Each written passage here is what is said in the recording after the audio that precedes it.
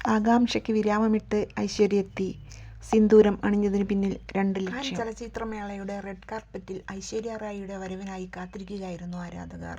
ലുക്കിലും വസ്ത്രധാരണയിലും മുൻ വർഷങ്ങളിൽ ഐശ്വര്യ നടത്തിയ പരീക്ഷണങ്ങൾ ശ്രദ്ധേയമാണ്. ഇത്തവണ ഏത് ലുക്കിലായിരിക്കും എത്തുക എന്നത് ആകാംക്ഷയോടെ കാത്തിരുന്ന ആരാധകരെ നിരാശപ്പെടുത്താതെ ഐശ്വര്യ എത്തി. അടിമുടി ഇന്ത്യൻ ലുക്കിൽ.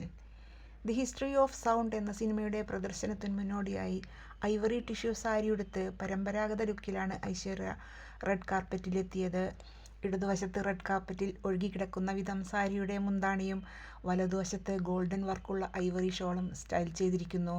ഇന്ത്യയുടെ സാംസ്കാരിക തനിമ വ്യക്തമാക്കുന്ന രീതിയിൽ സാരിയുമുടുത്ത് സിന്ദൂരമണിഞ്ഞ് ഐശ്വര്യ കാനിലെ റെഡ് കാർപ്പറ്റിലെത്തിയത് ആഗോളതലത്തിൽ ശ്രദ്ധിക്കപ്പെട്ടു. 2 വ്യത്യസ്ത അർത്ഥങ്ങളുണ്ടെന്നാണ് ഐശ്വര്യ അണിഞ്ഞ സിന്ദൂരത്തിന് ആരാധകരുടെ വിലയിരുത്തൽ. അഭിഷേക് ബച്ചനും ഐശ്വര്യ റായിയും വിവാഹമോചിതരാകാൻ പോകുന്നു എന്ന രീതിയിലുള്ള അഭ്യൂഹങ്ങൾ പ്രചരിപ്പിച്ചിരുന്നു. ഇതിനുള്ള മറുപടിയായാണ് ഐശ്വര്യ സിന്ദൂരം അണിഞ്ഞ് റെഡ് കാർപ്പറ്റിലെത്തിയതെന്നാണ് സമൂഹമാധ്യമങ്ങളിൽ ഒരു പക്ഷം. അതേസമയം പാകിസ്ഥാനെതിരായ ഇന്ത്യൻ സൈനിക നടപടി ഓപ്പറേഷൻ സിന്ദൂറിൻ്റെ പശ്ചാത്തലത്തിൽ ഇന്ത്യൻ സ്ത്രീകളുടെ കരുത്ത് ലോകത്തെ അറിയിക്കുക എന്ന ലക്ഷ്യത്തോടെയാണ് കാനിലെ റെഡ് കാർപ്പറ്റിൽ സാംസ്കാരിക തനിമയുള്ള ലുക്ക് ഐശ്വര്യ തിരഞ്ഞെടുത്തതെന്നാണ് മറുപക്ഷം.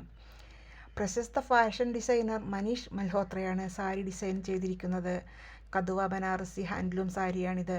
ഐവറി സാരിക്ക് ചുവപ്പുകല്ലുകൾ പതിച്ച ഹെവി ആക്സസറീസാണ് ഐശ്വര്യ തിരഞ്ഞെടുത്തത്. മാണിക്യവും വജ്രവും പതിച്ച 18 കാരറ്റ് സ്വർണ്ണമാലകളാണ് ഐശ്വര്യ അണിഞ്ഞത്. ചുവപ്പുകല്ലുകൾ പതിച്ച വലിയ മോതിരവും സ്റ്റൈൽ ചെയ്തിരിക്കുന്നു. ഐശ്വര്യ റായിയുടെ കാനിലെ ലുക്ക് ദേവദാസ് സിനിമയെ ഓർമ്മിപ്പിക്കുന്നതാണെന്നാണ് ആരാധകരുടെ കമന്റുകൾ. ഐശ്വര്യയ്ക്ക് പകരക്കാരില്ലെന്നും കമന്റുകളെത്തി. എന്നാൽ ഐശ്വര്യയുടെ സാരി ലുക്ക് അത്ര പോരാ എന്ന അഭിപ്രായവും ചിലർക്കുണ്ട്. ഇത്തവണ സാരിയേക്കാൾ കൂടുതൽ ചർച്ചയായത് സിന്ദൂരമാണെന്നതാണ് പ്രത്യേകത.